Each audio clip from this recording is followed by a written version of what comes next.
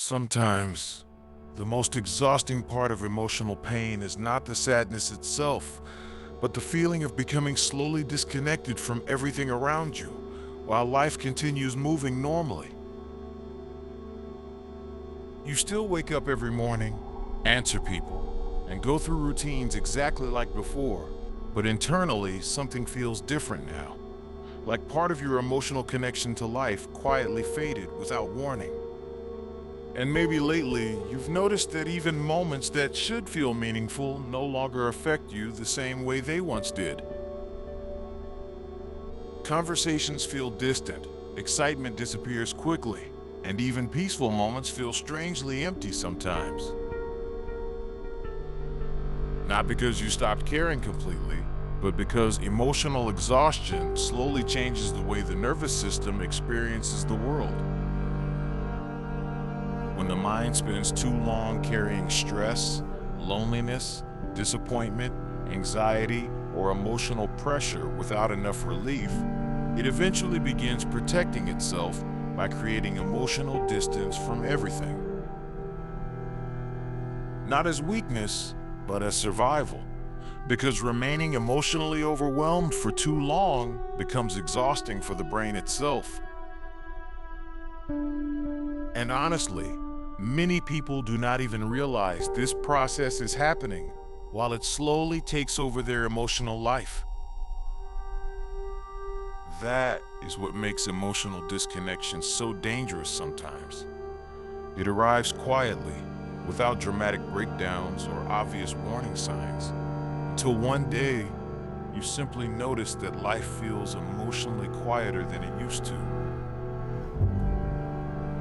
You stop reacting naturally to things, expressing emotions openly, or expecting people to truly understand what is happening inside your mind, because explaining emotional exhaustion itself becomes tiring. Over time, you slowly become more emotionally distant from everyone around you, not because you hate people, but because disappointment becomes emotionally heavy after a while. Especially for people who spent years feeling emotionally unsupported. People who learned very early that vulnerability often leads to feeling ignored, misunderstood, or emotionally alone. So they slowly become quieter, more guarded, and emotionally independent, not because they truly want isolation, but because they stop trusting emotional safety completely. And eventually, that emotional self-protection begins affecting every part of life. Relationships feel harder, conversations feel emptier, and emotional closeness starts feeling unfamiliar instead of comforting. Like part of your mind is constantly observing life from a distance instead of fully living inside it. Not because you're cold, but because your nervous system became exhausted from carrying emotional weight for too long without enough recovery. Sometimes emotional exhaustion does not look dramatic externally. Sometimes it looks like functioning normally, while internally feeling disconnected from almost everything around you. Still working, still speaking, still smiling politely when necessary, while quietly feeling emotionally absent most of the time. And honestly, that invisible emotional fatigue becomes deeply lonely after a while. Because most people around you never fully see how much energy it takes just to keep functioning every day, while emotionally disconnected inside yourself. They see the calm version of you, the productive version of you, and the version that still appears stable externally.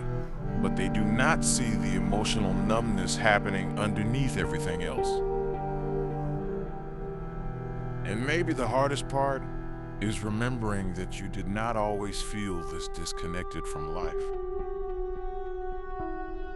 There was once a version of you that felt emotionally present, emotionally open, and emotionally connected to moments, people, and experiences more naturally. That is why emotional disconnection feels so unsettling sometimes, because part of you quietly misses feeling emotionally alive. But feeling disconnected does not mean you are broken forever. Very often, it simply means your nervous system has been emotionally overloaded for too long, without enough safety, rest, understanding, or emotional support.